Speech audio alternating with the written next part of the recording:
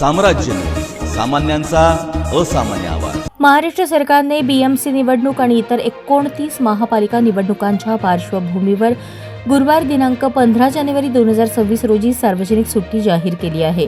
ही सुट्टी मुंबई शहर आणि मुंबई उपनगर जिल्ह्यांसह 29 महानगरपालिका क्षेत्रांना लागू असेल. मतदारांना मतदानाचा हक्क बजावता यावा यासाठी ही सुट्टी जाहीर करण्यात आली आहे.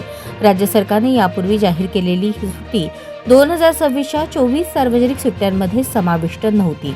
ही सार्वजनिक सुट्टी केवळ संबंधित स्थानिक स्वराज्य संस्थांच्या निवडणूक कार्यक्षेत्रासाठी लागू असेल असे म्हटले आहे. या सुट्टीमुळे मुंबईतील शेअर बाजार बंद राहण्याची शक्यता आहे. मात्र रिझर्व्ह बँक ऑफ इंडियाने याबाबत अद्याप कोणतीही अधिकृत घोषणा केलेली नाही.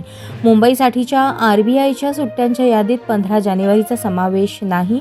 पुढील गुरुवार 15 जानेवारी रोजी सकाळी 7:30 ते संध्याकाळी 5:30 पर्यंत मतदानाचा हक्क बजावता येणार आहे. सर्व मतदारांना मतदान करण्याचे आवाहन करण्यात आले आहे. खासगी क्षेत्रातील नोकरदारांच्या सुट्टीबाबत अद्याप निर्णय झालेला नाही. संबंधित संस्थांना आपल्या कर्मचाऱ्यांना सुट्टी द्यायची की नाही हे घेण्याचा अधिकार आहे. काही संस्था आपल्या कर्मचाऱ्यांना मतदानासाठी सकाळी किंवा संध्याकाळी 2 तास सूट देऊ शकतात. 16 जानेवारी रोजी निकाल आहे. राज्य निवडणूक आयोगाने महाराष्ट्रातील 29 महानगरपालिकांच्या निवडणुका या 15 जानेवारीला एकाच टप्प्यात घेण्याची घोषणा केली. बृहन्मुंबई महानगरपालिकेच्या निवडणुकीचा निकाल 16 जानेवारी रोजी जाहीर केला जाईल. आशियातील सर्वात मोठी नागरी संस्था असलेल्या बीएमसीसाठी 2025-26 या आर्थिक वर्षाचे अंदाजपत्रक 74,000 कोटी रुपयांपेक्षा जास्त आहे. बीएमसी निवडणुकीत एकूण 1,03,44,315 मतदार मतदानाचा हक्क बजावतील.